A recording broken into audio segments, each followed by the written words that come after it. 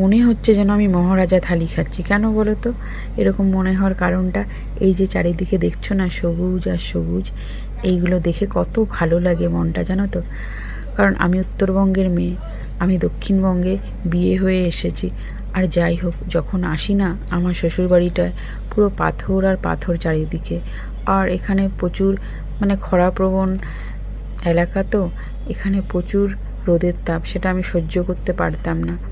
তাই আমি নিজের পরিকল্পনা অনুযায়ী আমি বাড়িটাকে সাজিয়ে নিয়েছি। তো যাই হোক, আমার নিজের হাতে এই যে লাগানো গাছ, সবজি গাছ, ফুল গাছ, আর চারিদিকে সবুজ আর সবুজ যখন দেখি না, তখন আমার নিজের বাপের বাড়িটার কথা মনে পড়ে, আমি যেটা ছোটোবেলার থেকে মানে করে এসেছি। কারণ এই ভালো অভ্যাসটা, ফুল গাছ লাগানো, সবজি গাছ লাগানো, কিছু কিছু ভালো অভ্যাস যেগুলো আমি এখনও আমার নিজের আয়ত্ত যতটুকু থাকে ততটুকু আমি করার চেষ্টা করি। সবটা না পারলেও অনেকটাই করার চেষ্টা করি, কারণ আগে যতটা করতে পারতাম এখন অতটা করতে পারি না, কিন্তু অনেকটাই করি। তো যাই হোক, এই যে কুমড়ো ডাঁটাগুলো কেটে নেওয়া হয়েছে, আর এত নরম ডাঁটাগুলো কি আর বলবো। আর এই যে রবিবার, তো রবিবারে এই যে লুচি হচ্ছে আজকে আমাদের বাড়িতে।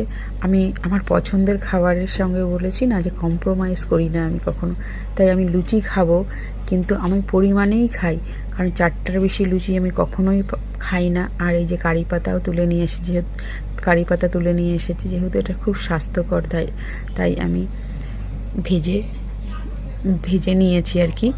তারপরে যে তন্ময় রবিবারের দিন বাড়িতে থাকে, তাই তন্ময়ের আমি একসঙ্গেই ব্রেকফাস্টটা করছি। তো আকাশেও না প্রচুর মেঘ করেছিল, প্রচুর মেঘ আকাশে। তো একটু গরম ছিল, কিন্তু অতটাও ছিল না, অন্য দিনের তুলনায় একটু কম। তো গত 2 সপ্তাহ অনেক গরম ছিল। আর এই যে সার মাটি সব কিছু এই যে দিয়ে, এই দাদাটাকে বললাম একটু জল দিয়ে দাও ভালো করে।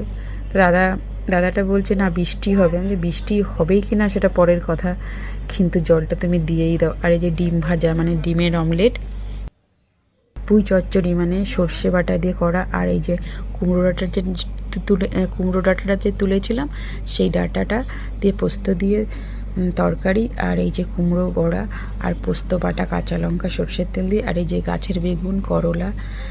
তাই নিজের একটা অনুভূতি কাজ করছিল যে না, নিজের হাতে লাগানো মানে জিনিস দিয়ে আজকে আমি রান্নাটা আমাদের বাড়িতে হয়েছে। যাই হোক, যতই কিনে খাই, নিজের হাতের যে সবজি গাছটা লাগানো হয় তার থেকে যে ফলটা তুলে রান্না করা, তার একটা অনুভূতিই আলাদা।